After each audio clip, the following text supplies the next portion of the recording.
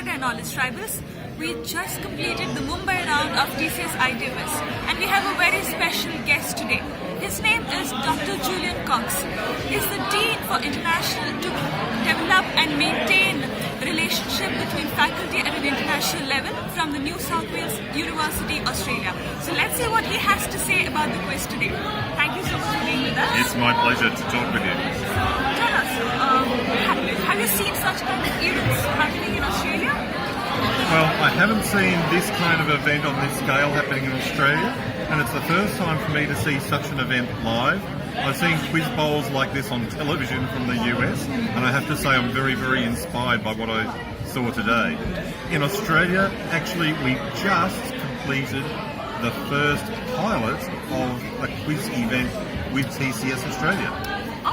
So instead of having this format with straight quizzing, we've actually run a pilot in a small number of schools where we're using an app, a mobile app, to do the early rounds of quizzing.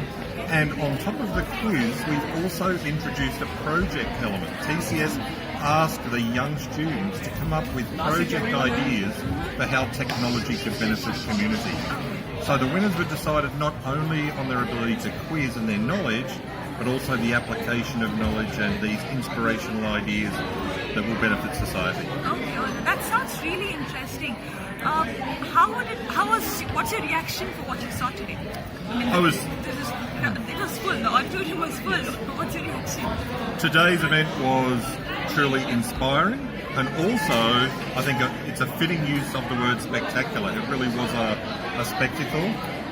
It really felt like I was almost watching something on television. Coming into the auditorium once the students arrived, to see an auditorium packed with hundreds of students, and then to see the way that the contestants were welcomed on stage, the way the whole quiz is staged, it really was a spectacle, and I was very inspired myself to take ideas back to Australia and to the TCS operation there to add into our development of the quiz back in Australia. So you have been a teacher, you still teach some of the topics that we, from the conversation we had, that's what you told me. How would it be if quizzing or a quiz replaces or probably becomes one of the methods of education? What would your reaction be to that? I think formally probably take quiz into the system. Yes, I think I love the idea of knowledge being to mind and to hand and to mouth. And I think what quizzing represents is an ability to take information, absorb it, process it, and make linkages or applications of it. And that's very important in professional life, because when someone asks you as an expert, they give you a question.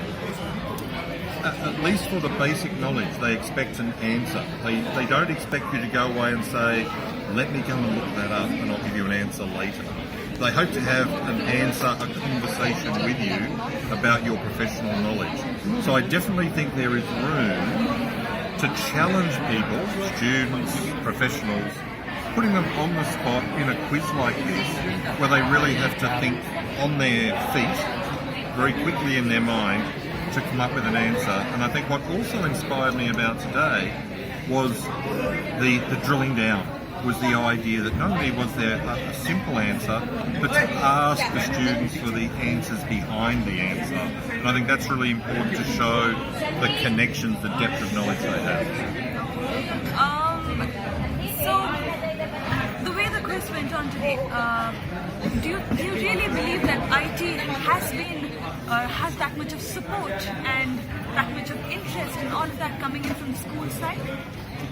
I think the way that the quiz was held today, really focusing very, very strongly on IT, with questions that range from basic knowledge to application and the significance of IT, is important not only for the quiz itself, but for inspiring all of those people out there, not only in the physical audience here, but those watching it from potentially around the world. I think we do have a duty to communicate not only the knowledge but also the enthusiasm around IT and more broadly STEM in education, particularly for both boys and girls, to ensure that we have a great community of practitioners in the future. So you are an academician yourself, and you have a lot of research scholars working with you for their PhDs. So you know what knowledge means to all of you. I understand that you probably live on knowledge and love books and things like that. So what's your thought on having multiple such knowledge events, probably over a span of 1 week or 2 weeks, and very intensive on people who would love to and crave for more knowledge? What's your thought on that? Look, I think we all love to show our knowledge. We all love to share our knowledge, and we all love to use our knowledge. I'm a great trivia fan, so I think even trivia nights, to have people compete and bring even their general knowledge to life is useful, because I think for us to exercise our brains, it's like people who exercise regularly physically. You have to keep using it or you lose it, and I think it's the same with our brain and with our knowledge.